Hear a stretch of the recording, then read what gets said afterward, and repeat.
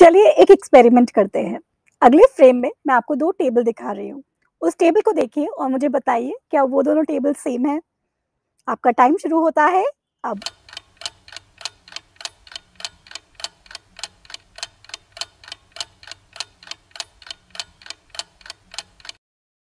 अगर आपने बोला एक टेबल पतला लग रहा है, दूसरा टेबल थोड़ा-सा मोटा है, एक स्क्वायर है, एक रेक्टेंगुलर है, तो आप ज़्यादातर इंसानों की तरह हैं। डायमेंशन सेम है दोनों की।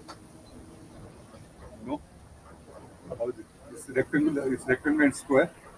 एक स्क्वायर है, एक रेक्टेंगुलर। ये डायग्राम मैंने रिचर्ड थेलर की किताब है नज, इस किताब से लिया है और उनके हिसाब से ये टेबल ज़्यादातर जब भी लोगों को दिखाया गया है, उन्होंने यही बोला है कि एक टेबल पतला है, एक मोटा है।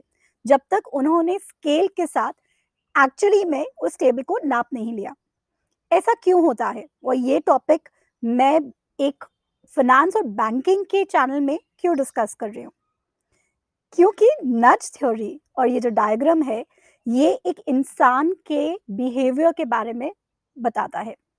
मेरा एज अ बैंकर एक्सपीरियंस यही रहा है कि सिर्फ फाइनेंस के फंडामेंटल्स मतलब फ्यूचर वैल्यू डिसाइड करना, प्रेजेंट वैल्यू निकालना, टारगेट डिसाइड करना या फिर लॉजिकली सोचना, असल में फाइनेंस डिसीजंस ऐसे नहीं लिए जाते। फाइनेंशियल डिसीजंस हम में से ज़्यादातर जने बिहेवियरल फाइनेंस के प्रिंसिपल्स को मानकर लेते हैं। इस किताब के हिसाब से हमारे दिमाग के 2 हिस्से हैं।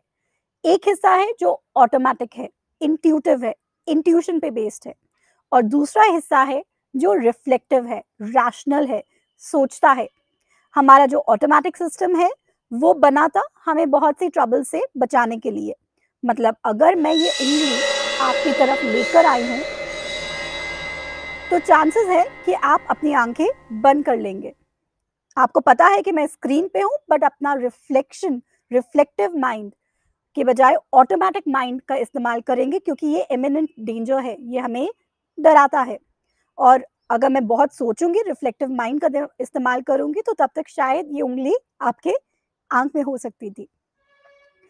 लेकिन जब हम फाइनेंशियल डिसीजन लेते हैं तो हम अपना ऑटोमेटिक माइंड कैसे इस्तेमाल कर सकते हैं? हमें तो रैशनल माइंड इस्तेमाल करना चाहिए। मुझे याद है एक बार मैंने एक इन्वेस्टमेंट प्रोडक्ट अपने क्लाइंट को बहुत अच्छे से समझाया। मेरे हिसाब से एज अ फाइनेंशियल प्रोफेशनल वो प्रोडक्ट कस्टमर की रिक्वायरमेंट को बिल्कुल मैच करता था। ऐसा था कि वो शायद कंपनी ने बनाया ही उसी कस्टमर की रिक्वायरमेंट को देखकर है। समझाया, कस्टमर कन्विंस हुआ, शायद हो गया। कस्टमर ने मुझे बोला कि ठीक है, करते हैं इन्वेस्टमेंट। मैं फोटोकॉपी करने के लिए जब मैं वापस आई तो मैंने देखा कस्टमर एक कॉइन टॉस कर रहा था। मैंने पूछा क्या? कस्टमर कहते तुमने बहुत आराम से प्यार से समझाया है लेकिन फाइनेंस मेरे बस की नहीं है, इसीलिए मैं कॉइन टॉस करके देख रहा हूँ कि क्या इसमें मुझे इन्वेस्ट करना चाहिए कि नहीं करना चाहिए। मैंने आपको रिटायरमेंट कैलकुलेटर डाला है, फ्यूचर वैल्यू कैसे कैलकुलेट करते हैं वो सब चीज़ें बताई हैं, रिटर्न कैसे कैलकुलेट करते हैं इसका भी वीडियो है जो आपको पर्सनल फाइनेंस की प्लेलिस्ट में मिल जाएगा। लेकिन अगर मैं आपसे पूछूं, बहुत से लोग इस बात को प्रेफर करेंगे कि भाई बताओ कौन से स्टॉक में इन्वेस्ट करना है और हम जाकर उसमें इन्वेस्टमेंट कर लें। और ऐसी इन्वेस्टमेंट के बारे में बात करेंगे जिसमें अचानक हम रातों रात अमीर बन सके, रादर देन स्ट्रैटेजिकली प्लान करके आराम से अच्छे प्रोडक्ट्स में, क्वालिटी प्रोडक्ट्स जो आपको अच्छा लॉन्ग टर्म बेनिफिट दे, उसमें इन्वेस्ट करने के लिए। मेरे आज के वीडियो का सिर्फ यही मकसद था क्योंकि आने वाले टाइम पर मैं बिहेवियरल इकोनॉमिक्स के कई ऐसे टॉपिक्स के बारे में डिस्कस करूंगी जो हमारे अलग अलग बायसेस के बारे में बताते हैं। वो बायसेस को जानना जरूरी है ताकि हम उन बायसेस से बच सके अपने फाइनेंशियल डिसीजंस लेते वक्त। Financial decisions logically reflective mind का इस्तेमाल करके करिए और इस टेबल की तरह अपने माइंड को भटकने मत दीजिए।